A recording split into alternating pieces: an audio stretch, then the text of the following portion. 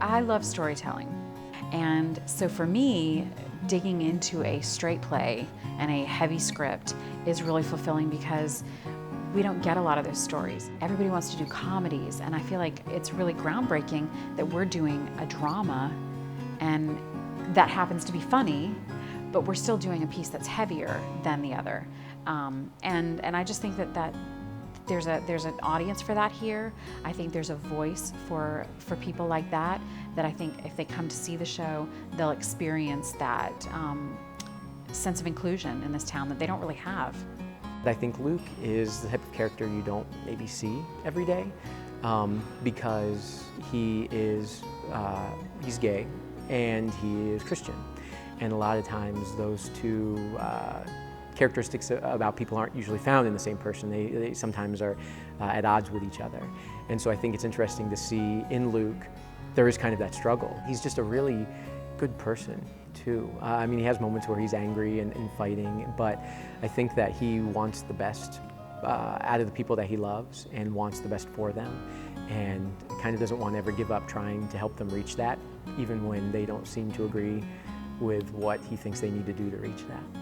I am playing Adam, which is the older of a gay couple, Adam and Luke. And what I find very interesting about Adam is that he has a very sharp wit, which he uses as something of a defense mechanism, yet he's also very insecure and he has a dark side. But Adam is the pessimist, Luke is the eternal optimist. I think he uses that wit of his to get him through his days. I play Holly, and she is one of Adam's dearest friends, probably Luke's as well, and Luke also works at her candle shop. And Holly's belief system, she's a searcher, she's open to anything, and so she cycles through a lot of 12-step programs and goes to yoga and chanting groups. She was raised Catholic, and since then she's always been exploring a lot of different things. But she's kind of the peacekeeper in the play, in the waiting room where it takes place. So she's balancing a lot of different personalities in the room and just trying to look out for everyone's best interests. She's also very sassy though, which is really fun. Well, my character Brandon is a character with some reservations, well, a lot of reservations. He's very aware of things that he doesn't have to be aware of. He doesn't know how to let himself go. And Brandon, as you do find out, he is homosexual, and so he's always aware of, I believe, his hand motion or his choice of words or his actions, what he's going to do around certain people. It's all almost a facade, so to speak, for Brandon. There are parts of him that he allows out every once in a while, but for the most part, he has on this shield. He's putting up a wall. He's not who he really wants to be. Arlene, she's a bit of a loose cannon, or used to be, I should say.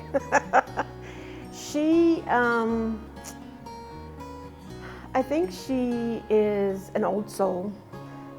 She's a little on the overbearing side at times. Arlene led her life the way Arlene wanted to lead her life, with disregard for anybody in it. She was going to do what she wanted to do whenever she wanted to do it. And most of all, I think that deep down, she has a really good heart. She just took her a long time to find out how to use it.